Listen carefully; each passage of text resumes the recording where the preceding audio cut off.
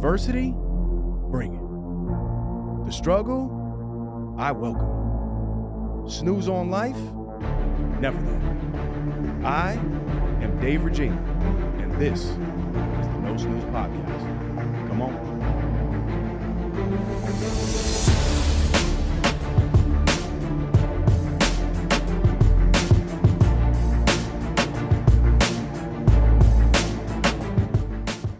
Welcome back, No Snooze Podcast, episode 197. As always, I'm in the booth with the big three. We have Sabby, the second largest man in the gym, Piscitelli. Look at that. Claudio, the voice, Valenzuela. And I am Dave, the body, Regina. Sabby is a former NFL player and WWE wrestler. He is the highest draft football player ever to come out of Boca High School. He attended Oregon State University, where he was a 3-year starter and was drafted in the second round of the 2007 NFL Draft. Sabby spent 6 years in the NFL with the Tampa Bay Buccaneers, Cleveland Browns, and the Kansas City Chiefs. Sabby then received a call from the WWE, where he was known under the ring name Tino Sabatelli. Sabby is co-host of the Power Alphas podcast, which he runs with his fiance and former double WWE champion, Amanda Sacamano, better known as Mandy Rose. Sabby, welcome to the podcast, brother. What's up, brother? Man, I got to tell you, they always say a good podcast is by a good entrance, a good intro. That was a good one, bro. I'm impressive. I like that, man. It's a pleasure to be here, brother. Thank you, my brother. Listen, I feel like we drove together from the gym. Yep. And if you guys are not on YouTube, you need to get on YouTube because clearly I would be the second largest man in the gym. But we had a whole podcast episode just driving. Yeah, it was great. Here, it's great getting to know you. I love your character. I love everything about you. You're somebody that I respect deeply. I'm excited to get into this conversation. I want to talk about the first memory that you have of us in the gym. I'm curious to know from your lens how this went down. Dude, that's a great question. I personally, I've always not had to go to public gyms much. Just, being in college and being in the pros and WWE, you always have like those, their own facilities, their own weight room. So I'm not a big fan of going to gyms. I'm just not, right, in general. We bought a house here in New York, in Katona. Me and my fiance bought one, so we had to go to the gym. So that was the first gym that my fiance knew about. So I walk in, I'll never forget, a man who carries himself well and keeps himself in great shape is respected. I think that's one of the big things you do as a man is respect yourself. So I remember the first day I walked in, I keep to myself, put my hoodie on, my headphones in, but I did see you. You had a great presence about you. You carried yourself well. You were big. And I was like, man, instantly I look at you and I say, all right, I admire that man's hard work. I admire that man's sacrifice, and I admire that man's dedication. I didn't know nothing about you, right? But you always seek out alphas in the room, especially if you take pride in trying to be an alpha, right? So my first impression was usually, man, that man's well built. He's focused. You had your hoodie on, right? Your shirt was a little too tight, but that's okay. But yeah, it was, I think it was instant energy. I think I just noticed a man who worked really hard. And that's first thing I saw was a man who worked really hard. And it's funny because Mandy's brother that worked out there was like, yo, that's the biggest guy in the gym. And I think now you're the biggest guy in the gym. Do you think you guys are going to battle? And he made a joke about it. And it's just, it's a privilege to be even compared to a guy who looked like you right away about a Mandy's brother, right? Because I thought you looked great. And sometimes you don't view yourself like that, right? So I'm looking at you, I'm like, man, that man looks good, built well, works hard. So I was impressed, man. I really was. And now I get to know you. I feel like we have so much in common. I love what you're doing. I do watch your podcast. I follow you on Instagram. I love what you do with your daughter. I love how you carry yourself as a man. I love your routine. I love everything about it, man. So I'm excited to just kind of dive in this podcast and, even learn more about you on this whole process. Oh, listen, man, thank you. And yeah, I remember seeing you for the first time. And I was like, yo, this dude is about his business. But the same type of thing, people who aren't really involved in this world and that high level training, I guess, and maybe don't take the same sacrifice that we take daily, because it takes a lot of hard work to show up every day the way that you do, right? It's one thing to show up, but then to show up with a pure intention like that, it takes another level. So I saw this man, and my man was doing butt kickers and high knees and getting after it. I'm like, wow, he's a real athlete out here. But it's funny because I've shared on this podcast too, I think I have body dysmorphia because I shared with you, I have the Crohn's disease, and I was 153 pounds, and I know you were skinny coming up too, but I look at a guy like you and I'm like, damn, I want to be like that. You know what I mean? So it's definitely it's humbling for me to hear from a former NFL player, WWE wrestler, that, you think that way about me, and I appreciate that. But, working out is something that I think everybody does it for their own reason. But the people who are there have a deep, deep understanding of the respect that it actually takes to come in every single day and get after it. I'll tell you a funny story. One time somebody asked me, why you stay in such good shape? Career's done, your football's done. And without thinking, my answer was, it's my power. And he's like, what do you mean by your power? And I said, it's my power to keep my power of my control of who I am as a man.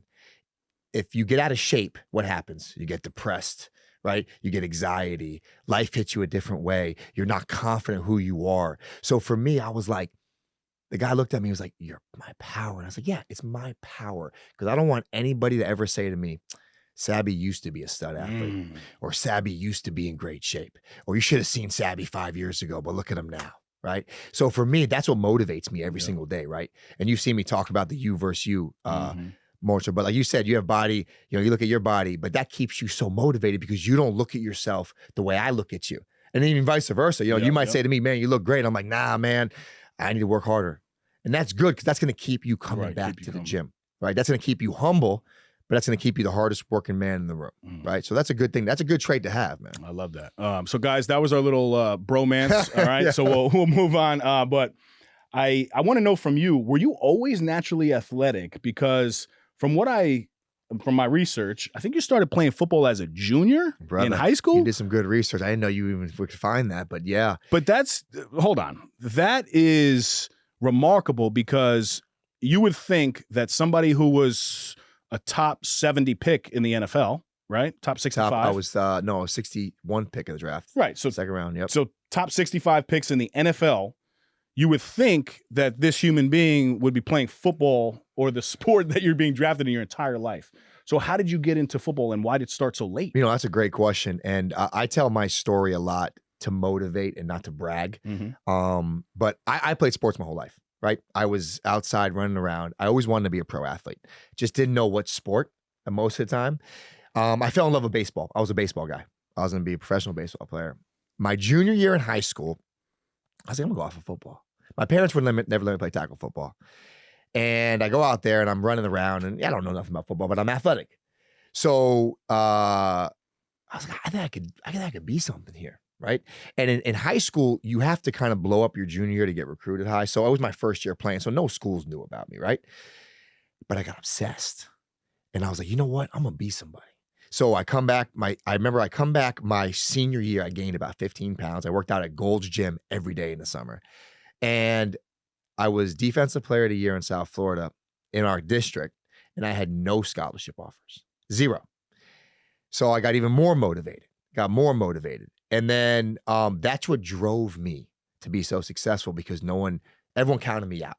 Like when I got to the NFL, I told a coach one time at practice, I was like, yo, coach, I didn't start playing football until I was 17. He starts hysterically laughing. He's like, that's not true, dude. Come on. Crazy. No one's making it to the NFL. And I would say 90% of the players that have the privilege to play in NFL start before the age of 7. Right. So for me, and we could dive into this more in this podcast, but I tell my story to inspire because you could do whatever you want. You just got to put your mind to it.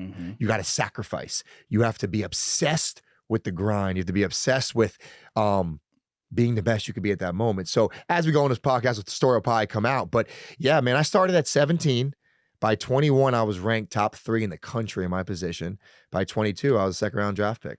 Wow. And now is Boca High. So Boca has to be a football powerhouse then, no? What's how did you get this recognition when you're just stepping on the field your junior year? And then obviously there's no scholarship offers because nobody knows about you. So it was funny because nobody knew about me, right? And I was getting recruited for the pros for baseball at the time, right? I was getting recruited by the Baltimore Orioles and the Boston Red Sox. They were at every practice, every game. But God was so gracious to me in a sense. He didn't make me make a decision. He made it for me. I actually fell out of love with baseball because of circumstances. Our coaching wasn't that good. Our team wasn't that good. And I fell in love with football.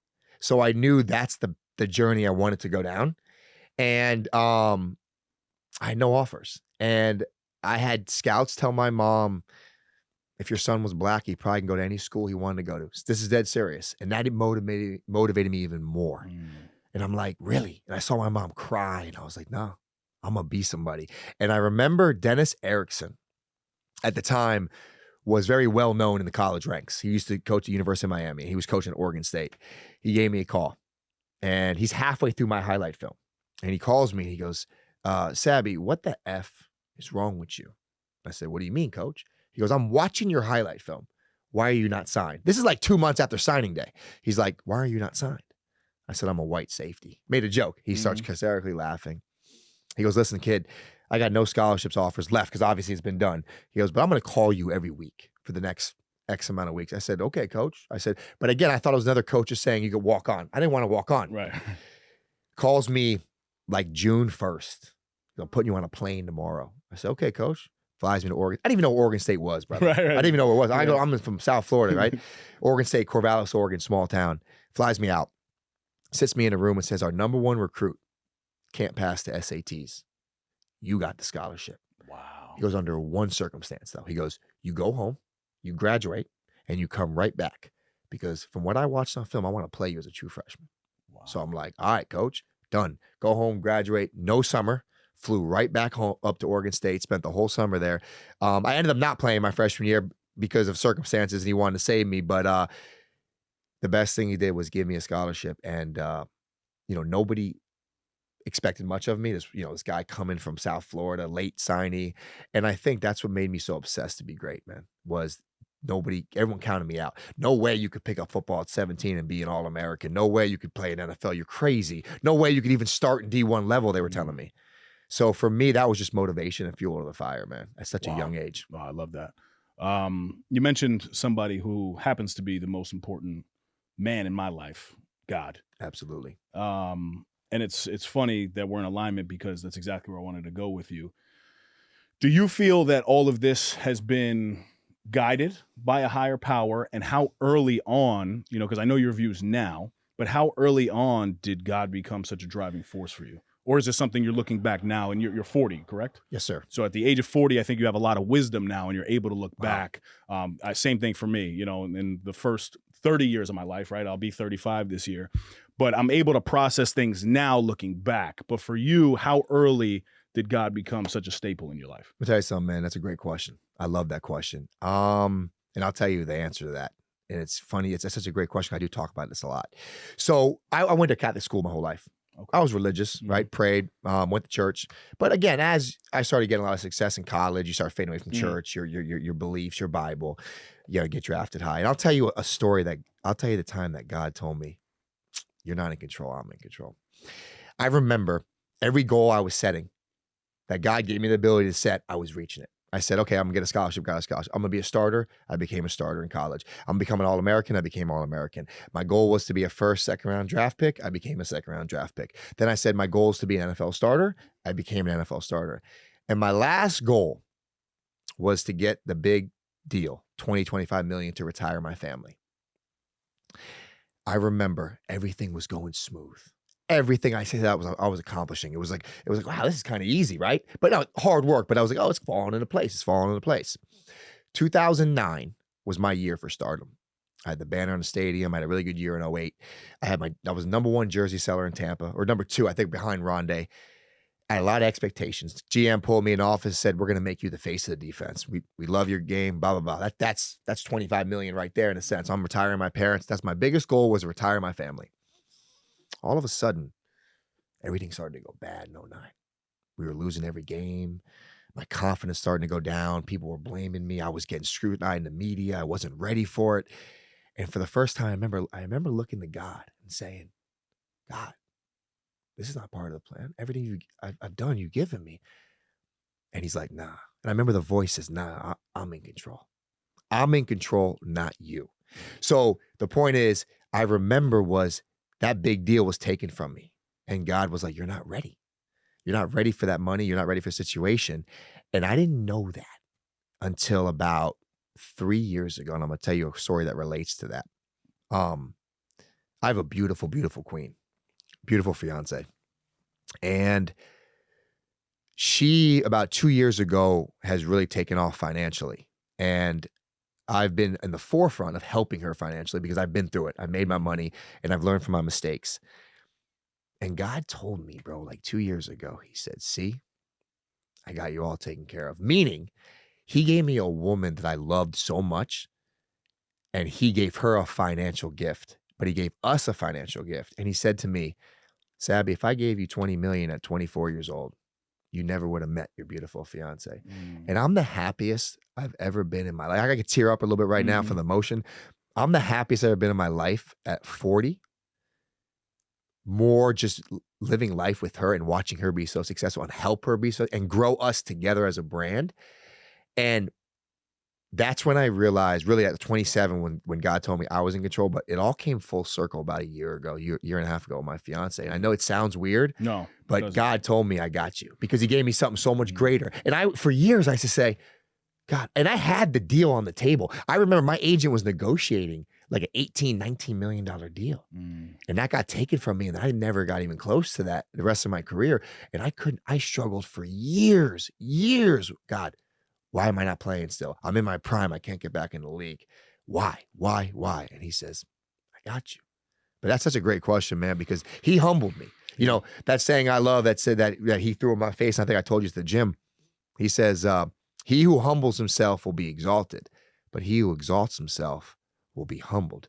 And that was the saying he kept telling me when I went through the transition from NFL to WWE, because that's what I had to do. I had to humble myself. I had to start at the bottom of something. And the best thing I got from WWE was finding my beautiful fiance. Wow. So that's a incredible story. And thank you for sharing that. And I see the emotion. Oh, absolutely. You. And, you know, I just want to commend you for the vulnerability. You know, I'm a firm believer in what we do through ACE, Action Cultivates Excellence, is we believe that men are their strongest when they bridge the gap between masculinity and vulnerability.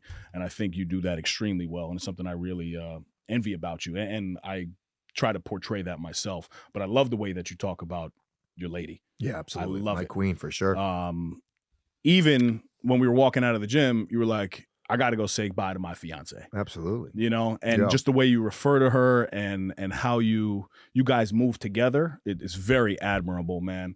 And it's, you know, people will look at you and I'm sure you guys get judged because you guys are both beautiful looking individuals. But it's even better to see the human that you guys are, man. So kudos on that relationship. Yeah, man, I really do believe, man, wherever you see a great king, there's a queen, man. And, you know, we spoke a little bit on it. We can even talk more about it. But I'll be honest with you. I was so motivated as a young kid. And I was so obsessed with my craft and I was selfish. I kind of felt like women was going to hurt me. So I kind of had these doors up, right? You know, you use them for what they were. You have fun with them, but you never let them in. Because I always felt like they would ruin my career. But now what I know now, I could conquer so much more with such a beautiful queen around me. And yes, it comes when it's ready. But don't ever mistake it, man. There's no alpha. There's no king of a man. I don't care how badass you think you are. I don't care how much money you got. If you don't have a queen by your side, you're losing, man. I believe it. I believe that too. I believe it. Absolutely. I want to talk about your current habits. All right. You ran in the combine, you ran a 4.4. Yep. It was 4.40. 4.44 laser. Yes. Right. And you benched 225 pounds, 19 reps. Yeah, that was, I did it 22 at the pro day, and that's another story, but yeah. Okay. There. But a 4.4 itself is mind blowing, right? Yeah. And the size that you are, you're 6'3", you told me. Yeah, I was the biggest safety when I was starting in the NFL. 6'3", 225 at that time. You're moving. And just to give context, you know, I was mentioning my buddy Silas Red, who I believe is like the fastest person that I know and that I remember. I just Googled his 40 time and it was a 4.7. Yeah. Which is crazy. So now, just a few weeks ago, you put up a video of you bench pressing 225 26 times at the age of 40. Yep. That's no coincidence, Yep. right?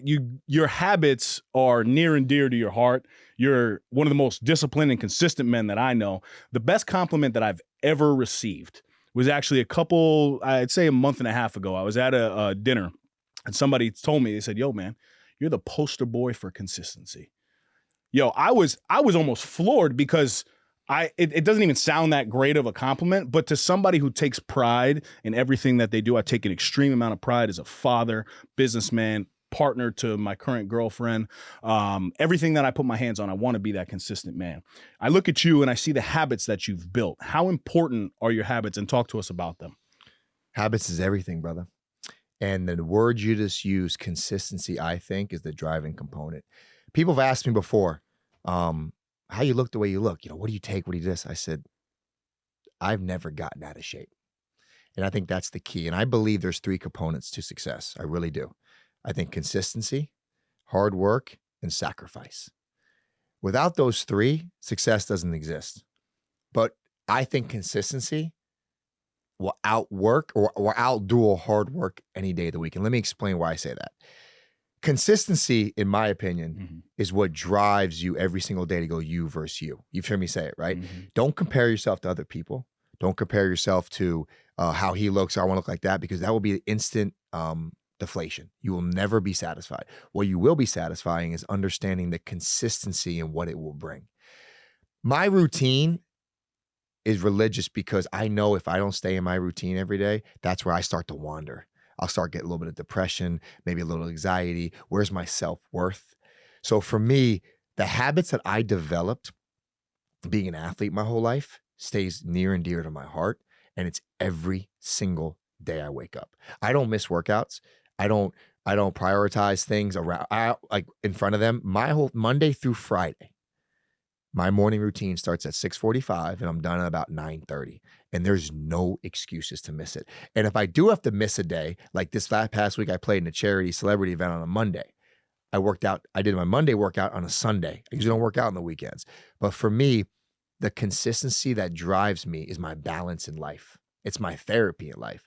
And I don't believe, anybody listening out there, I don't believe you can create any kind of success without consistency. Any successful man you meet in business, bodybuilding, sports, consistency is the number one tool that drives that factor. And for you to get that compliment, to me, that is higher than saying you're the hardest working guy in the room, because I see people, right? You have these friends, I have these friends. Oh, summer's coming up. I'm going to take something. I'm going to work out really hard for like 3 months. And then the beach comes. I got my abs. I look great. And then I never work out again until, after Christmas again. And I'm like, bro, you look good. What happened? I have friends all the time. I look at them, I'm like, you look good 3 months ago. You look like crap right now. And no, I have this, I have that. No, that's bullshit. That's bullshit, because health is wealth. We ain't got nothing if health ain't wealth. Right. And like I said on the beginning of the podcast, as a man or a woman, your power is controlling the controllable. And one thing you can't control is your health to some extent. Right. We can't, a car accident or cancer, that's hard. But you can control what you eat every day. You can control how hard you work out every day. You can control what you drink every day. So for me, my routine and consistency in my habits is who's made me a man today, is who I am as a man today. It doesn't define my sports career. It's who I am every single day. And that's, to me, is what was molding me and what I believe in. And as a man, we all go through stuff, right? We all go through depression, anxiety. We all fight the mental health, right? So for me, my therapy, boom, my 3 hours a day in the gym, cold plunge, sauna, whatever it is, I have to get it in to feel like I was a productive person that day. Are you looking to elevate your brand with captivating visuals and immersive sound? Look no further than the home of the No Snooze podcast, Kayi Visions Productions, your go-to destination for cutting-edge audio and video production. At Kayi Visions, we don't just create content, we create experiences that leave a lasting impact. From podcasts, YouTube variety shows, sleek corporate videos, to attention-grabbing promotional campaigns, our team of experts is dedicated to turning your vision into reality. Choose Kayi Visions for a production experience like no other. It's time to make your brand known. Contact us today at kayivisions@gmail.com or find us on Instagram at Kai Visions. Kai Visions Productions, where audio-visual excellence meets innovation. Now, back to the Epi. Give me, I love all that. Give me some specifics on what it is that you're doing. So I'll start with me, right? I wake up and I grab my AirPod and I put it in my ear and I listen to 30 minutes of Joel Osteen. Oh, right? okay. He just happens to hit for me. Some people think he's a little bit corny, but for me, it hits. And I do that while I'm, preparing my stuff. My morning routine actually starts the night before, and I'm most successful when I start the night before in terms of prepreparation, right? Like sometimes I exaggerate and I put my stuff in the car, the night before. I like it. Just because I have my daughter, so like, her lunch bag, her backpack, my gym bag, my briefcase, like it's a lot of stuff. So I just put stuff in the car. I hydrate with 45 ounces of lemon, sea salt, and water. And then I read my Bible. I don't have a specific number of pages that I read in my Bible, which is different than my personal development books because I read 10 pages a day of a personal development book. But one of my goals personally is to, just reach a higher level of faith in that relationship with God. So my girlfriend, Catherine, she bought me a great Bible, and I highly recommend this Bible. It's called Every Man's Bible. We'll throw the link on the podcast here, CV. But it is a Bible that's dedicated specifically to the adversities that men face in their life. Love that. Old Testament, New Testament, incredible read. And it breaks it down to where you can actually understand what's being said, because any biblical thing that I've ever read in my life in the past, I really haven't been able to understand that. So after I read my Bible, I I drink my coffee, get my daughter ready, and then I drop her off and I'm off to the gym, and then I hit the sauna, and then I take a cold shower. And that kind of wraps up my morning routine. For you, where does it start? Where does it end? Walk me through. First of all, great routine. And before I even dive into mine, and I've said this on my podcast, Power Alphas, I think the most important thing is a routine every single day. If your life doesn't feel organized, or if you don't have a routine, you feel disorganized. If you feel disorganized, you're all over the place, right? So right now, Monday through Friday is my routine. I wake up, alarm goes off at 6:45. I get up, I let the dogs outside. I always sit outside, either a house in South Florida or a house here in New York, and I just start with an attitude of gratitude. I thank God for every gift I have in my life. I thank God for my houses. I thank God for everything I've accomplished. And I thank God for waking up another day. Take about 5-10 minutes, a little bit of breathing, just kind of relaxing. I go in, same thing with the water. I fill the water up, the hydrogen water bottle. I put sea salt, lemon, drink that. Then I will usually either jump into the cold plunge really quick, just for like a 30-second wake up, or a cold shower. Come out, I'll make a little breakfast, my eggs, protein, whatever it is. Usually if I'm in Florida, our gym is in the garage. So I go right to the garage. Garage goes up by 8 o'clock. Get my whole workout in, get the workout done. Sauna's on. I come in, make my shake, make my smoothie, get into the sauna for about 30 minutes, 30, 40 minutes, straight out of the sauna into the cold plunge. And after the cold plunge is done. How long the cold plunge? Cold plunge is anywhere from 3 to 5 minutes. I'll get in there 3 to 5 minutes, depending on, I usually go up to my neck. If I do a leg day, I'll just keep my arms out, but always to my neck. And then I sit for about 5 minutes outside the cold plunge in my backyard. If there's sun, great, get the natural sunlight. But I take that 5 minutes and I just kind of reflect the whole workout, breathe, again, attitude of gratitude moment. And then I start my day. And my day will not start without that morning routine, because I believe as a man, you have to ground yourself. You have to be grateful for life. You have to be grateful for the moment that God gave you. But you're also got to outwork yourself from the day before. So for me, it's always about that moment of that last moment. Did I beat myself from yesterday? Right? Did I beat myself? And I want to make a quote real quick that's helped me my whole life. And it was really football, but Coach Gruden, who drafted me, he used to say something that resonated with me even to today. He says, every single day, you're either getting better or you're getting worse. There's no such thing as staying the same. And I used to listen to hear him say that, and I was like, wow. And obviously he was applying that to practice on football, right? Every day you go out to practice, you better be getting better, because if you're not getting better, you're getting worse. There's no such thing as staying the same. So I kind of apply that to my everyday life. So Monday through Friday, I'm strict with that, right? I don't drink nothing. I didn't drink my whole career. I never drank. I never smoked. I never really partied. My whole career, 'cause it didn't make me better. But I do on Friday nights, we have date night, part of the routine, and I'll have maybe a glass of tequila. with her, my fiance. And then Saturday, Sunday, Saturday's my recovery day. We have a masseuse come to the house, 90-minute full massage. I do sauna 30 minutes, and I do hot tub, cold tub, contrast, 3 minutes, 5 minutes, 4 times each, back and forth. Wow. And then Sunday is mainly a day for rest, go to church. And I like Sundays, kind of like you said, I get my week ready. I do all my laundry.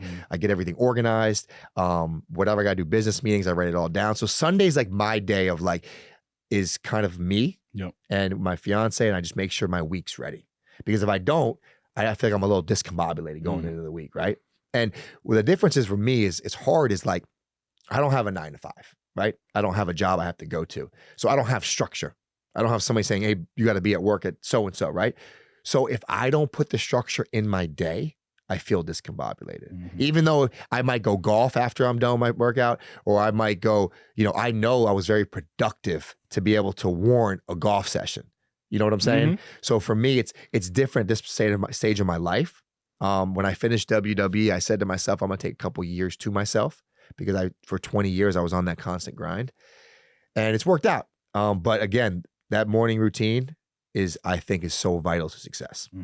Yeah, I think you make a great point, because for me, we've spoke deeply about, some addictive personalities and things like that. And for me, I have to channel my energy into these habits and positive routines, because if I don't, I find myself negative, in my negative thoughts, getting bouts of depression, anxieties popping up. And as I get older and life gets more serious, that happens more and more. So I just really want to encourage people to find a routine. It doesn't have to be that elaborate either, Absolutely. right? It really does not. But taking a couple minutes to yourself and, hydrating is something that everybody in the world should be doing. You don't realize how much you're sweating when you sleep. So you simply not drinking that glass of water when you wake up, you're already starting your day off in a negative way. And I'm so amazed at the amount of individuals that I talk to that don't have a routine in the morning. Dude, it blows my mind. Right? It actually drives me crazy. I know. Like when my cousin comes to my house or something, and he just rolls out of bed or whatever, gets his vape or something. Like, bro, what are you doing, dude? And you're right. I think you should challenge everybody listening to this. Just try it for a week. Try to be structured. Try a routine. Try to organize, like Dave said, everything from your clothes, what you're wearing. And I promise you'll feel like a little bit of like stress and weight off your shoulders. You feel a sense of accomplishment. A sense of accomplishment. And I think that's huge. And when you realize that all that takes a part in being happy, then you'll really make it a priority. And I think it truly is. My worst year of my life, well, one of my worst years of my life was 2018. My dog died. In my arms, it was a rough day, and I had 3 surgeries. But the reason why it was the worst year of my life, besides the surgeries, was I couldn't work out. I couldn't train. I couldn't better myself. And boy, David, I was sliding down this slope as fast as I could ever remember sliding down in life. And I couldn't find myself. I didn't know what was going on. I didn't know left from right. I hated living where I was living. And I did go to therapy for a year. It was the best thing I ever did. And I recommend it to anybody that as a man, if you think you're not, I think a man, woman, anybody, if you need it, go get mental help. And it's okay to talk to somebody about it. And that changed my life forever, man. That year of therapy put me back on the right track, but it also taught me a lot about myself. And that's why I said earlier is I think a routine and consistency are the 2 most vital things to success. I really do believe it. Because I didn't have it in 18, right? I couldn't train. I couldn't get in the gym and beat myself. I didn't feel good about myself. I lost my power. And that hit me different. So, for those who may be tuning in for the first time to the No Snooze podcast, I'm a huge advocate for mental health in general, but also therapy. Therapy changed my life. I've been in therapy 7+ years now. And it's something that I don't know if I'll ever get away from. I don't have to go as much because, I'm working on things and implementing the actual things that are discussed in my current life. But therapy is something that completely shifted my life. I need advice from you, though. To be very honest with you. I struggle with the concept of rest. I really do, because even from a physical level, I have this thought process to where I did the math, right? And if I were to take, and this was my thought process, but I want to articulate what I was thinking. 2 years ago, I think I was priding myself on missing maybe, 3 to 5 days in the year of not working out, hard workout. And the way that I did this was I was like, how could I possibly get better year after year if there's 52 weeks in a year and I'm taking 2 days off? That's 110 days or 104 days, whatever the math is there. That's like 14 weeks off, right? So I would constantly think about that and be like, every other person is taking off. I'm not going to take off. And I felt my body, now that I'm going on age 35, Yep. I feel my body and my joints starting to catch up to me to where now I'm really prioritizing rest. But what advice would you give somebody who's such a go-getter and somebody who just really wants to get after it and really better themselves? How do you slow that person down? Well, that's a great question, man. That is such a tremendous question. And I admire that you're actually recognizing that, because I was in the same boat. I remember I used to try to sneak into the gym at Oregon State on a Saturday and Sunday through the side door, and they would lock it because of me. I'm dead serious. Yeah. But, and you've probably seen me talk about this on my Instagram page a lot, because I don't think people emphasize it enough. I'm a big believer. If you work out hard enough Monday through Friday, you need 2 days to recover. You need 2 days to rest your joints and rest your muscles. That being said, right, and it's no disrespect, if you have enough energy to work out Saturday, Sunday, if you're not sore, then you messed up. You messed up, in my opinion. Like, that's why some people go to the gym and do a little cardio, a little abs, and a little bit of curls. And, oh, okay, that was my day. No, that's not your day at work, brother. Like, that is not going to validate 2 days off. I'm a big believer, and I think I've stayed such in good shape physically because I've learned to adapt that I need 2 days to recover.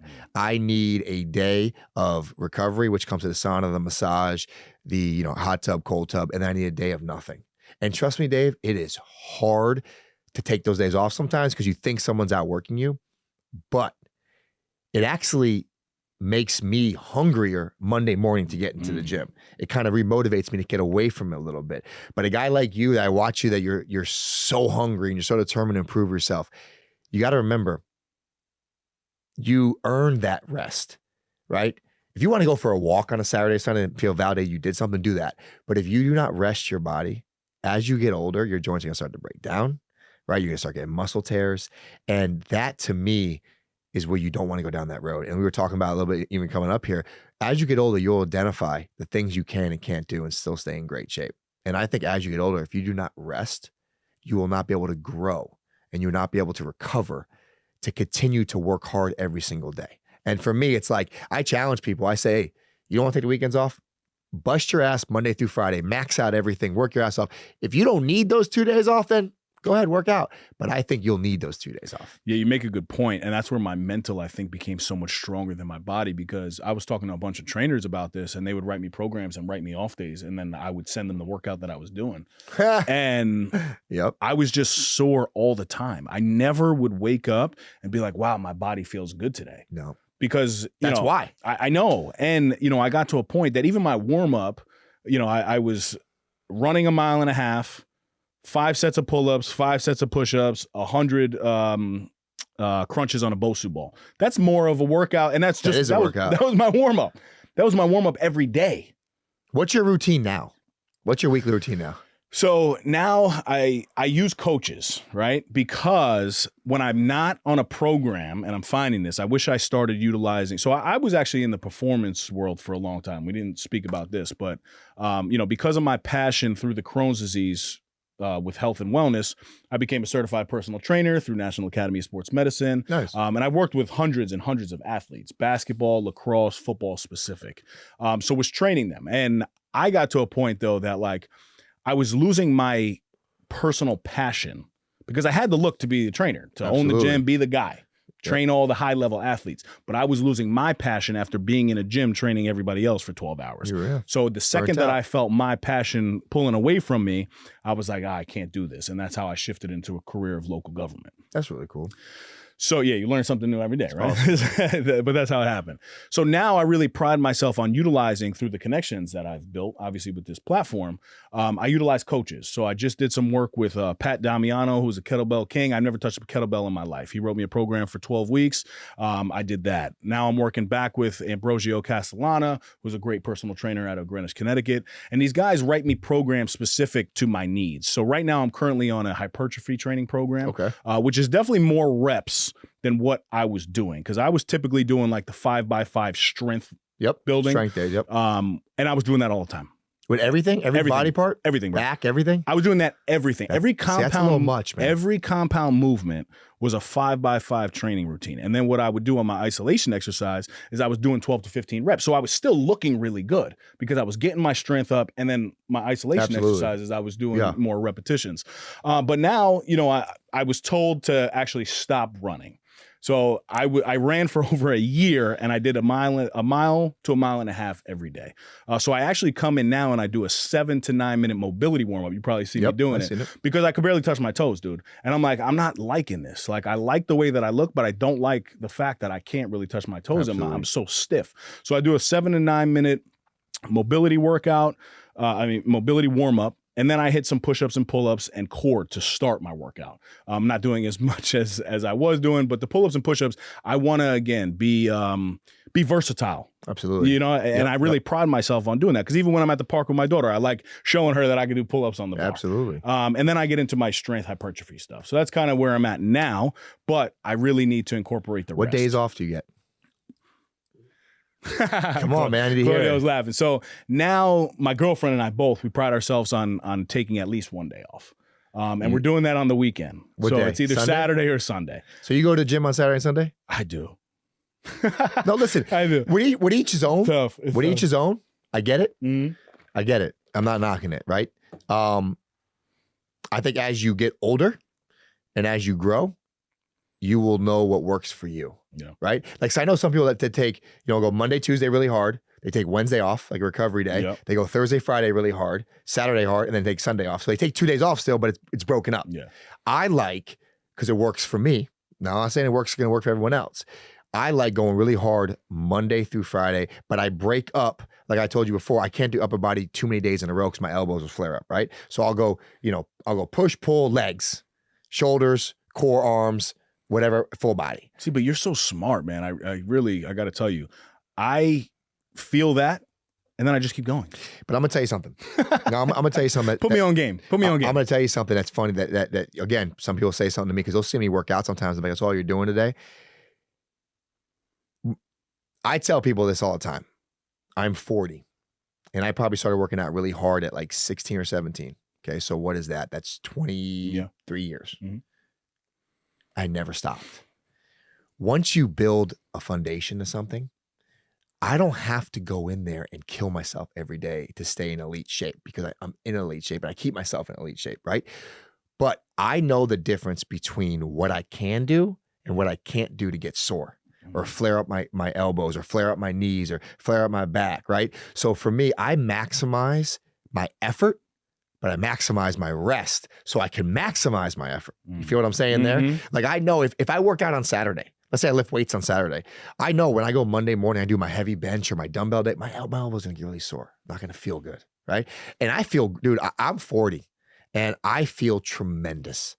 I really do. I go in the gym every day. I feel like I'm so fresh. I feel like I feel great. And it's because I have a balance. Yeah. And I know it sucks. I know you think like, oh, I got to get it in. But I'm telling you, David, if I can give you some advice, I'm a little older than you, brother. I'm a little older than you. I think you need to find a balance of your recovery rest day, because if you're not recovering, brother, you're not growing and you're not going to get stronger and you're not going to get where you want to go. And it's actually going to stagnate you. It's actually going to plateau you, where you're going to look in the mirror and be like, I'm not changing at all. Well, you're not giving your body a chance to change. So I'm a big believer on that. That's just me. Yeah, no, I'm not a coach, right? No, I'm not a certified coach. But at the end of the day, I've been around a lot of great athletes. And that's advice I've learned. Even one of my best friends and mentor, Ray Lewis, was the hardest working guy I ever worked out in my life, but he took 2 days off to recover. I love that. And I bet if you do, bro, if you do, you'll be itching Monday morning to get into that gym back. Because I am. I do. That's what kills me, man. And it's really just my thoughts. And then on those Saturdays and Sundays, because I've done it before, it's not like I haven't taken 2 days off, but when I do it, I just feel like I feel like a piece of shit. It's bad. It's really, really bad. And I don't mean to disrespect anybody, And, I feel you. And I love that you're able to do that. But like, I do believe that a lot of people should not be taking 2 days off. No. See, no, You know what I'm saying? No, you're absolutely right. That's why I said, believe that. I don't know if you remember what I said in the beginning of this conversation. Yes. If you work out hard enough Monday through Friday, you're warranted those 2 days off. Right. And no disrespect. Actually, to be honest with you, let me take this back. 90% of the people that go in the gym are not warranted 2 days off. I see their workouts, right? Yeah. But in my opinion, if you train your butt off for those 5 days and maximize your sets, there's a big difference. I like it. You need. I like Now, if you want to do a cardio session, you want to go for a walk, maybe do a little core at home, okay. Dude, but so I'll give you an example of that. And I told CV this the other day. I started walking and I ended up like doing a sprint walk for 5 miles, bro. Like, I swear. And my girlfriend's like, yo, I thought we were on a walk, and I'm out here smoking her. And she's like, yo, can you relax? But I just getting into that zone. It's something I really want to work on. And I want to be better because I want to feel better. You know, I was talking to another trainer, Tommy Pomatico, and he's big into the CrossFit world, huge in the CrossFit world. I'm not. And he's like, dude, you need to rest. You really, really need to rest. And it's hard for me. I know it sounds stupid to some people. They're probably like, dude, just rest. But like, I've built myself up mentally to where like I need to do something. But now I'll take it biblical, and this was something that's really been hitting me. When you read the Bible, Sunday is Rest supposed to be a day 100%. of rest. 100%. So I've been using that as like, listen to God. You want to be a man of God? Go ahead, go listen to him. So it's just a challenge. I'm going to tell you right now, you're 34 going on 35. You're still a monster. You're an absolute monster. You look like a monster, and you can be a monster until you're 50 or 60, 70. I'm a big advocate on that. But you will not be able to be a monster if you keep going 6-7 days a week, bro. Yeah. And I'm telling you this because from experience, right? Mm-hmm. And actually, Mark Wahlberg, I follow him on Instagram. He actually just said that he said I take 2 days off a day of the gym, but I don't. He goes, I never take any days off of my godly word. That's how they were talking about that. But prayed up. I believe that you're going to start needing those 2 days off. I need them already if you change it. But you already working hard enough. You warrant your 2 days off. And I know what you're saying. You're like. But when I do my recovery day on Saturday, so you got to think, I get a 90-minute massage, I do a 30-minute sauna, I do a hot tub, cold tub 4 times back and forth. That takes hours. So I did work out. Right. I did something, right? Then Sunday comes, I got my church, my fiance, we always cook Sunday dinner. I organize my week, I do my laundry, I get everything set up. So I don't warrant that I didn't do anything, right? I need that day off. And it's only 2 days off, but it's only really one when you think about it, right? Sometimes on a Sunday I'll go in a sauna if I don't feel right? But you're going to need to as you get older. But you know what the beautiful thing is? You just said something. You always want to improve. You always want to be better. Here's the beautiful thing of what we chase. There's always room for improvement. We're never going to look in the mirror and say, we did it. We're there, right? You will never say that. Listen to me. You'll never say, I'm at the pinnacle, because you're not, because you always want more. You always want to be better. You always want to work harder. And that's what drives me every day, man. And for me, it's like you just said, I actually just started doing a little walks at night with my fiance a couple times a week because I read how good a 30-minute walk after dinner is for you. So I'm like, all right, I'll put that in the toolbox, right? Because I look at life as like, it's a toolbox for health, right? Every tool you put in a toolbox is good for your toolbox, right? Toolbox is nice and big and heavy. I got all the toolboxes. I got all the tools in my toolbox. So you could always add something. Like I just started adding salt water in the morning like you do. I added that like a month ago. I do the lemon. I do the ginger once in a while. It's always something little you can improve for your health, right? But it doesn't always have to be lifting weights, right? And you got to get that because you're going to need to recover. No, I need it already. And that's why I'm being so transparent and open about it. I want to go back to Mandy. How does it feel being engaged to a powerhouse like Amanda? She's strong, obviously has her own lucrative career going on. And at times, I'm sure you catch a lot of heat for it. I've seen you guys go back and forth on the podcast with some listeners. You know, they're coming after you. Yep. How do you deal with that? And I guess talk about the confidence that it takes for you to manage that successfully. Another great question. You know, I actually get a lot of people say stuff to me, and she actually says she admires it on me. And you have to be a very confident man. You have to be a very secure man of who you are as a person and what you accomplished. And I think that's what motivates me to work hard every single day.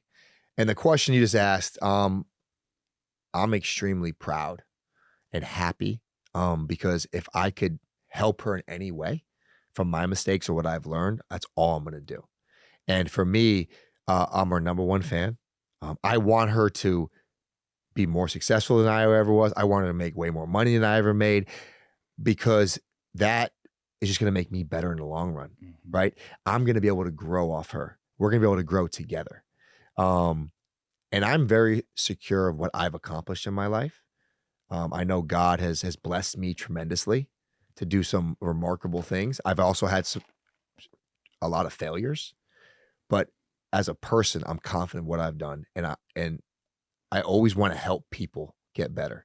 So when it comes to her, you're right. It is a little bit of, some guys can be intimidated by it.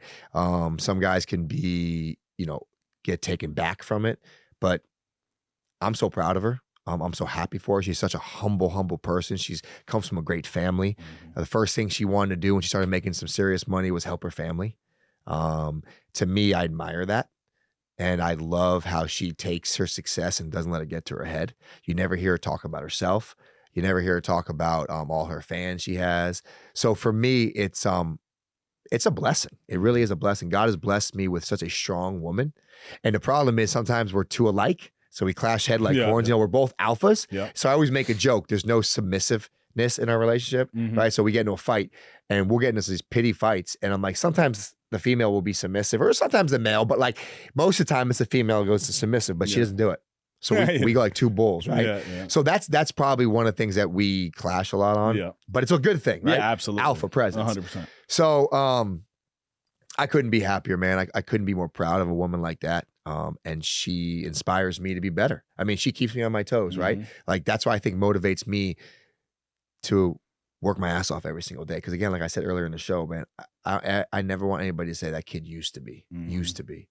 Nah, I ain't used to be. No, that's great. And I love what you shared too. Actually, when we were outside, I had got off the phone with my girlfriend, and we were talking about like, how everybody, and especially men, when you're out here doing the right thing, you're always tempted. Absolutely. You're always tempted, and there's a lot of attention that comes your way. But we both acknowledge, and you specifically said, but they can be with anybody that they want to be too. Absolutely. And when you keep that mindset, and that if you're with a confident woman, regardless of any attention and temptation that's coming your way, your lady is getting the same exact attention. And I heard this great, and again, I'm coming from a divorce as well, right? And I love what you guys are building and the date night that you guys set, because there's a saying out there, and this is very serious. It says, if you don't continue to date your wife, somebody else will. 100%. Right. Don't ever get complacent. Yes. And it's a very hard thing, but it's the truth and the intention. And as men, I look at your relationship and just, off of the interaction that I see in the deli, in the gym, you still hold that dominant force, right? And I'm a firm believer in men dominating the relationship in terms of energy. If you want to have a successful relationship, the man needs to be the one that's leading with that positive energy, because the female, regardless of how strong and confident she is, she will follow and match that energy. She wants that. Correct. She wants that. You're absolutely correct on that. She wants that protective shield of an alpha man. I don't care what any woman says. Yep. You're absolutely right. And I think that's a great observation just at watching us and the interactions we do. But no, and that's why I said there's no true king without a queen, man. And I know sometimes it's hard to find. You never want to force it. I know, you said you went through a divorce. I don't know much about it. I know people get divorced all the time. I just think people settle sometimes. And you don't ever want to settle, but when you do find the one you love, trust me when I tell you, treat that woman like you want to be treated. And I think that's the point I get in my life now, is that we'll always have temptation, right? I mean, you're a good looking dude, right? You probably can get any girl you want when you walk into gyms. So, but I think the power of you being loyal is your power to yourself of saying, hey, I have a great woman that I will never hurt, because I have the ability to create this alpha relationship, right? And there's no such thing as be able to have an alpha relationship and do something on the side. I'm sorry. They're just not. You cannot connect physically, emotionally, sexually if you're still playing around over here. I promise you. God will not allow you. He will not allow your energy to be connect. You wouldn't allow, he won't allow that. And I've seen it firsthand. I've done it. We've all made mistakes, right? Yeah. I was, back in my day, I was, I was single. I got never, I would tell women, listen, I'm in the middle of my career. I'm focused on me. We can have fun. We can go out, but it's all about me and my career. I was upfront with the women, but I didn't respect a woman like that. Mm-hmm. And now I have a queen that I would never even dare to do something like that to. I love that, man. Let me tell you guys about Sir. Sir is a men's lifestyle brand featuring modern skincare products, patented tools, and branded services designed to instill confidence in men. Sir embraces a unique combination of innovative technology and scientific skincare ingredients. Sir combines traditional aesthetics and grooming services with the most advanced technologies found on the market today. Some of their grooming tools include the Skin Beard Roller, which helps promote blood flow to the surface of the skin, stimulating the production of elastin and collagen. Not only will this encourage growth of your facial hair, but it can also help reduce the appearance of wrinkles and fine lines. The Sonic Skin Scrubber Deep Facial Cleansing Tool. This nifty little device not only cleanses your skin and preps it for shaving, but it also massages your face to diminish signs of aging. The At-Home Laser Barber. Say goodbye to shaving and waxing. With their intense pulse light hair removal device, you can achieve long-term hair reduction with noticeable results in just 4 weeks. My favorite skincare product is their anti-aging face and eye cream. It's a one-stop solution for all your skincare needs. Additional services include laser barbering, hair rejuvenation, waxing, Botox, and my favorite, their incredible facial experience. I've never had a facial in my life until I went to Sir, and I can assure you I'll be back. Conveniently located in White Plains, New York, the Sir Studio has an outdoor patio, coffee machine, drink options, and a staff that's educated and friendly. Give them a follow on Instagram at Skincare for Men Only, and let them know you're a friend of the No Snooze podcast for an exclusive deal. Now, back to the epi. I want to dive into humility a little bit. You mentioned that, you went from making NFL money and, from what I know, like you shared, almost signing that life-changing contract. That ended up not happening, and you found yourself in the WWE. Yep. And before the WWE was another organization, right? Was it a small? Well, NXT is part of WWE. Yes. Okay. It's like under the umbrella. Yep. How hard was that to process at the time? You spoke about, the reason why you believe it all happened, but how did you really deal with that mentally in that moment? Brother, you talk about a humbling experience. You talk about God putting you on your knees and telling you that he's in control. I went from playing in front of 80,000 people to getting escorted to my car after the game because of the fans, having my jersey sold, making 7 figures, to go into WWE, which is NXT, which is a developmental program, to setting up rings for 100 people with cockroaches in the locker room and not knowing what you were doing. And I was horrible at it. That was the most humbling experience in my life. And God kept talking to me, and I kept praying, God, what am I here for? Why? And financially, they were paying me a year, probably what I was making in almost a game in the NFL at that time. Right. I knew there was an end goal, right? I knew there was a lot bigger picture. That's what I was fighting for every single day. But I don't tell this story a lot. And I was around, and this is not a disrespectful thing, I was around a lot of individuals that reminded of who I was in college, meaning they were working for 40 or 50K. They were chasing their dream. They had nothing, which is fine. I was like that in college. I had nothing, but I couldn't relate to nobody, right? I was a 2nd round draft pick. I had a 7-figure contract. Financially, I was making great money at 23, 24, 25, 26 years old. To making what they offered me was paying my bills. Don't get me wrong. I'm grateful for every dollar. But I didn't need to be there financially. But I wanted the challenge. But you talk about humbling, brother. I mean, I can't even get in depth of it. And you'll probably be shocked when I say there was cockroaches. I mean, I was in world-class stadiums, getting escorted to my car, playing the Giants, the Patriots, anybody you name. I had a privilege to start for 2 years in the NFL, played 6, played in every stadium. And I set up a ring for 100 people. for a show for 100 people, brother. That's great. And the worst part about it is I wasn't good at it, right? You come from, I mastered my craft at the highest level in football, and now I go to an organization or a sport that I suck. So that's when I really had to pray to God and ask God for strength every single day. But what it was, what drove me, David, was the challenge. And that's what I think has driven me my whole life, is the challenge of saying, Sabby, you can't do that. Sabby, you can't play in the NFL. Sabby, you can't play college football. Sabby, you can't play in the pros. Sabby, you can't become a WWE wrestler and just start at 31 years old. So for me, it was always about accepting challenges. Mm-hmm. But that was a hard challenge, man, because it was a position where it was almost like I went all the way backwards and started over after being successful and making money. And it was tough, but again, I met my beautiful fiance about it, so I can't complain about nothing. I'm very grateful.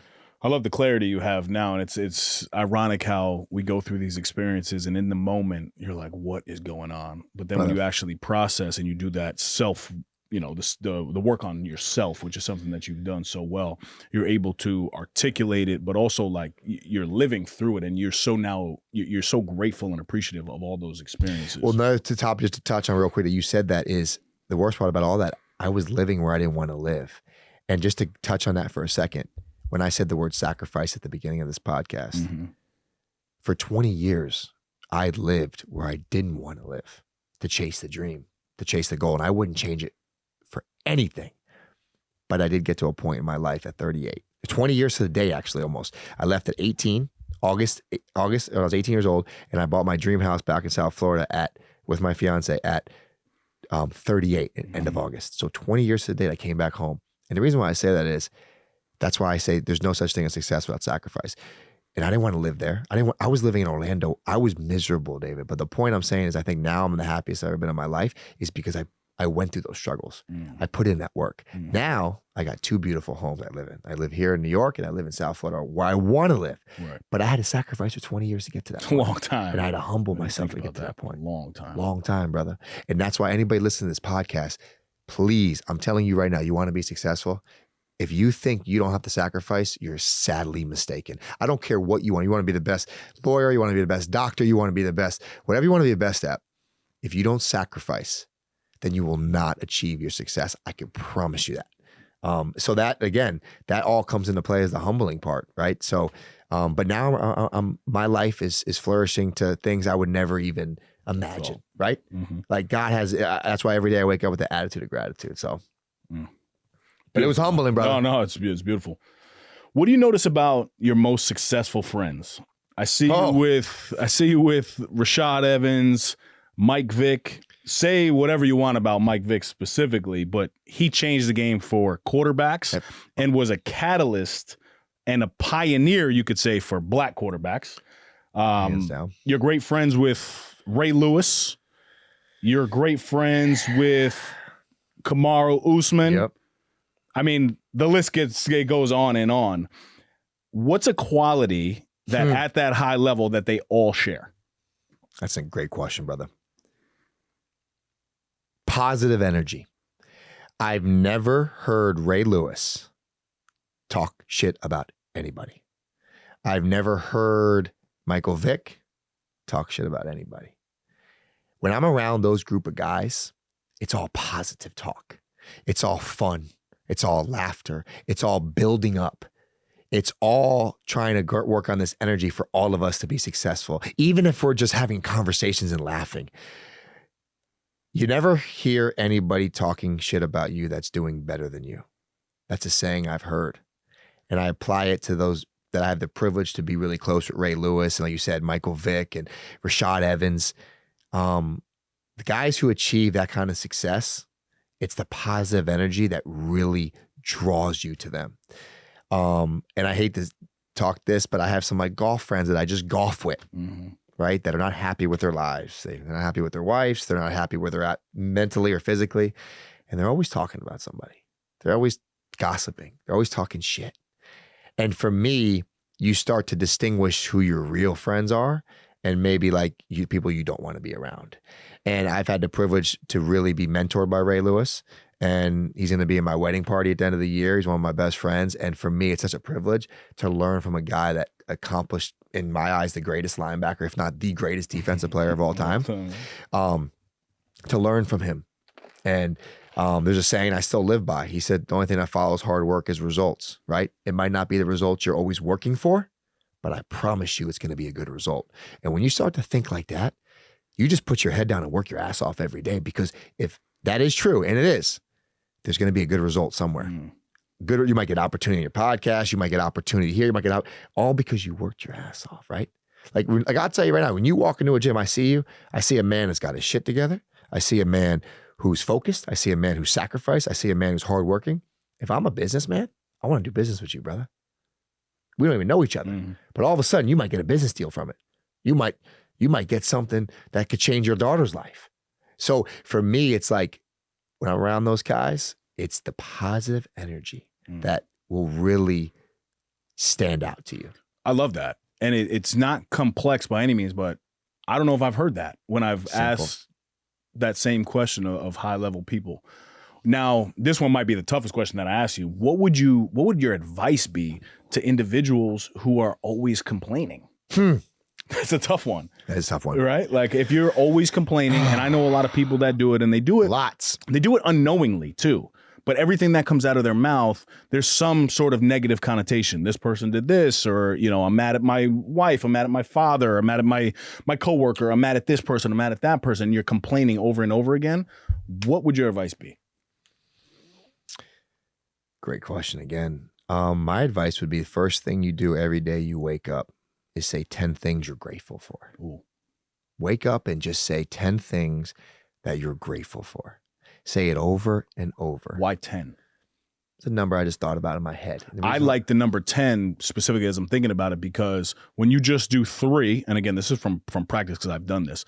I've done it to where I'm like, okay, I'm happy to breathe, I'm happy for my house, and I'm happy for health. But by 3, I'm still in my negative thought. I think 10 gives you an opportunity to stay in that moment. I'll tell you why 10. Brother, us sitting right here right now is a privilege. Us having this beautiful podcast is a grace from God. That's a blessing. You have more than 10 things to thank God for. How beautiful. If you're breathing, thank you, God. If you have money in your bank account, that's thank you, God. If you have a house, a roof over your head, that's thank you, God.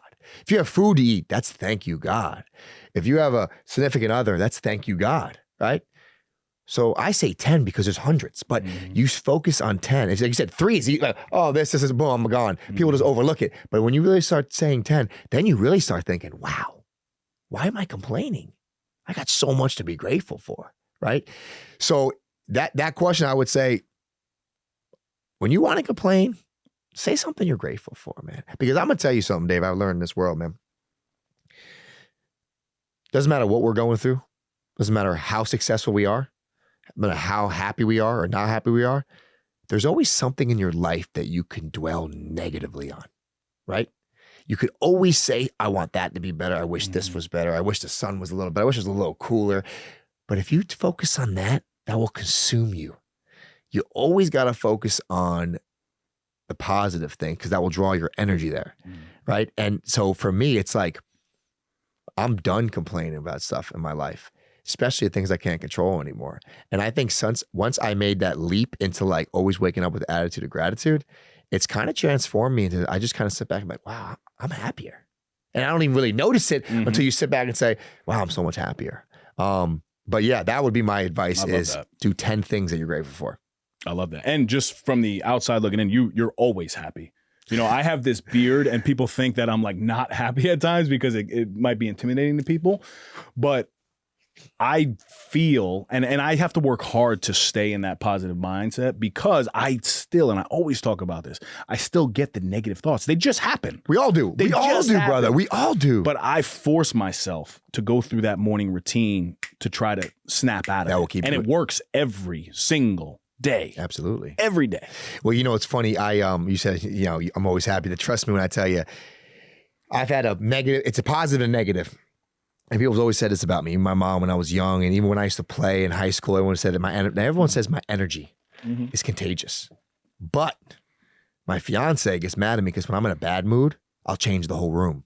Because my presence, I'll walk in and she's like, you can't do that. And sometimes I speak loudly because I'm an aggressive guy. And then she's like, can't do that. Your tone's all off.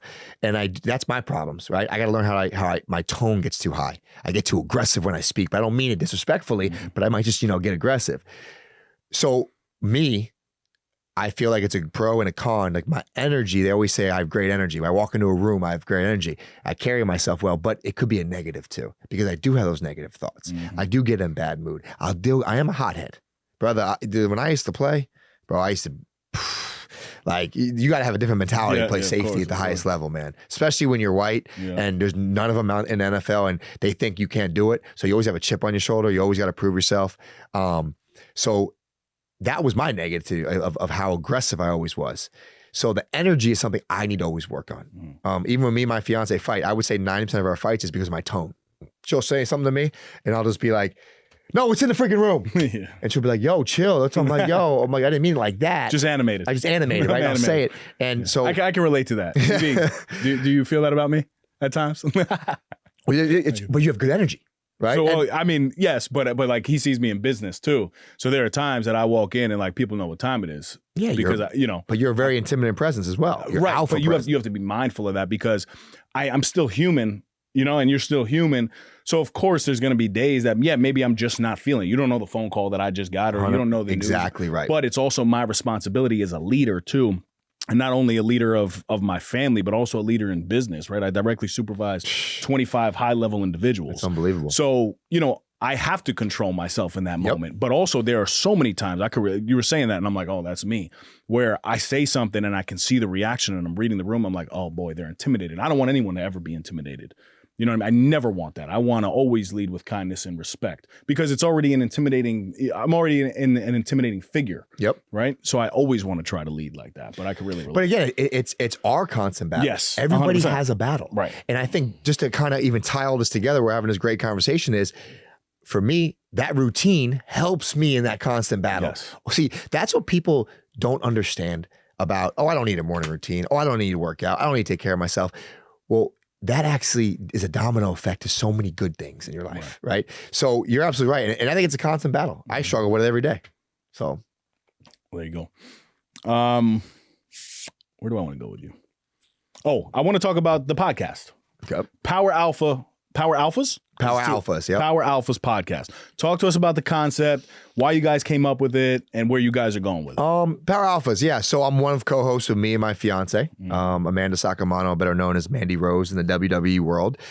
And we used to be on other people's podcasts a lot, and people used to love how we spoke, and they always made comments of how you guys should have your own, and we kind of just always never really said much of it. And then when her career really transitioned, I sat with her one day. I said, babe, why don't we start our own podcast? But I want to start it from, I want it to be authentic, right? I want it to be natural. I wanted it to be relatable. And I wanted people to hear other people's stories so they realize that they're not the only people going through what they're going through, right? I want to hear Michael Vick's story. I want people to hear like, oh, wow, you see Michael Vick. My eyes, arguably top 3 greatest athletes to ever step on a football field, hands down. Changed the game forever, physical freak. But that being said is like, I want people to hear that people they see on TV or they see on social media, they see that it's very successful. I want them to hear their stories, what they struggle with every day. So that's kind of our theme of it. We do a lot of podcasts, just me and her, just talking about life, about relationships, about how we can improve, what's our downfalls. And I think a lot of people want to hear, they look at us as kind of a power couple sometimes, and they want to hear how we improve our relationship, what we can do better. So I think it's my biggest goal in this whole podcast is just the relatability, man. And if we could touch or help somebody every single day, I'm grateful for it. And I'm thankful for that. That's beautiful, man. Yeah. When did you guys start this endeavor? Dude, we're only about... And it's not easy, right? No, listen, it's a grind. And I heard you introduce us. What is it, 197, you said? We're on like 30. So we just started. Yeah. And anybody I speak to, even you and a couple other guys, they just say the magic doesn't even start happening to about 100th. Dude, right? For us, it was Yahoo covered a story, I think at like 155, somewhere around there. Exactly. So, but again, what does that teach you? Consistency, brother. That's the word we keep bridging back to. And for me, it's, I'm excited to grow with it. I think we have the right intention getting into it. It's not a financial thing. Right. It's more of a just enjoyment. We answer questions from our fans. So we just love the podcast, and we're excited to kind of grow it. And we're going to have you on it too. Now that we're up here for a couple months, I'd love to have you on ours. Talk about your story. Your story is very inspiring, man. I love to hear it. But yeah, so we're at the beginning stages, but we're excited, man. So it's Power Alphas. We're on YouTube, Apple TV, Spotify. So we're all the channels. So check us out at Power Alphas and follow. Awesome, man. Yeah. Give us something that you guys are any of the latest projects that you guys are up to or something like that. So yeah, we got a lot of good things going. One of the things I'm really excited about right now is we have a His and Her health energy drink coming out. So the males is going to be more veered off of like what men's vitamins we need. Like it's like a really a healthy testosterone booster, magnesium, all the B12 complexes, more of a natural. And then the female version is going to be more catered to like what females, the vitamins they take, right? So it's a His and Hers. It's called Love and War. It's in the makes right now. It should be out hopefully the next month. We'll definitely get you some. So I'm really excited about to get that launched. We have obviously our podcast we just talked about. Yeah. We're getting married this year, which is cool. 11/2/24, which is really exciting. And then we do a lot of like just real estate deals. We look for opportunities, stuff like that. And getting back into the community. And we're just kind of always looking to get our hands in something. So I love that. I saw you walking around with a Stanley before. So I gotta know, man. Is that something that are you Stanley over Yeti? Because I'm a Yeti guy, brother. I'll be completely transparent with you. I just started drinking out of this cup 2 days ago because it was in our cupboard, and I think it's my fiance's. I have no idea. I have no idea. I actually do not like cups like this. My hydrogen water bottle broke, and I'm waiting for my new one to come in. So I just use it because it's kind of convenient. But it is. Either way, I'm not a team. I'm not a team. I got you. I want to end here, and I think it's something that's near and dear to your heart. Obviously, I've seen a little bit on Instagram with them. But talk to me about your parents, man, and the relationship that you've had with them, and I guess just how instrumental they've been in your life thus far. Man, that's honestly, as I get older, I realize that I would not be the man I am today. Without my parents, I wouldn't have accomplished anything I accomplished. I wouldn't have what I have if it wasn't for my parents. I have a tremendous relationship with my parents. My dad, I used to, I might even tear up a little bit here right now. So I used to sit in the tunnel, and I used to have a helmet on in NFL. And I used to look around before I came out, and I used to see 60, 70,000 people going crazy. And I used to look in there, and I used to have a tear run down my eye. Like my dad used to cut lawns, like for me to like be able to play sports, and like I could even tear up a little bit. But like for me, it was like the biggest motivation, because I was like, my dad. You talk about humbling, right? My dad used to run Fort Lauderdale. He used to run, at the club up here, Studio 54 in New York, or Studio 51. He used to run the opposite. I think it was Studio. What's the one that was in New York that was all big? Was it Studio 54? One of the numbers. Yeah, one of them. So he used to run the one in Fort Lauderdale. So he was 3-piece suit, king. He won't say it now, but protected by the mafia. He was that guy, South Florida. But you talk about humbling. He had 3 kids, and that's like when age was big, right? So then all the nightclubs got shut down. So he has no job. So my mom's like, you got 3 kids, we have no money. You gotta go cut lawns for a living. So my dad used to tell me that he used to put a hat, a towel, and glasses so no one would see him. But he had to do what he had to do because he had 3 kids with no money. And he used to cut lawns all day. And then he would come home and take me to sports all night. I mean, I played every sport, bro. From 4 years old to whatever, I played sports all night. And for some reason, when I got to the NFL, I used to sit in the tunnel, and I used to be like, I used to see my jersey, bro, in the freaking stands. 24 in college and 21 in the pros. And I'd be like, my dad cut lawns for me to be here. So like for me, like as I got older, it was like if it wasn't for that, for my dad taking me to all the practices and my mom being the best mom ever, like I wouldn't have made a second round draft pick. I wouldn't have made millions of dollars at 20, 23 years old, 24 years old. I wouldn't have a beautiful fiance or home or car. So for me, it's like my whole life is granted back to them, right? Like I call my mom every day. because she's getting older, right? So for me, it's like, I look at that and I'm like, I thank them now because I didn't even realize back then how incredible parents they were, right? So for me, as a man, I just say thank you to them every day. And for me, whatever I can do to make their life easier now, it'll be done. So for me, it's like, and I always wanted to be that. Like for me, I didn't want to be a parent. I didn't want to have kids. I didn't want to get married until I was fully ready because I wanted to be a good dad. And I wanted to have all my energy where I was at. And I knew when I was in my 20s and 30s, chasing dreams, chasing money, chasing success, I wasn't going to be that.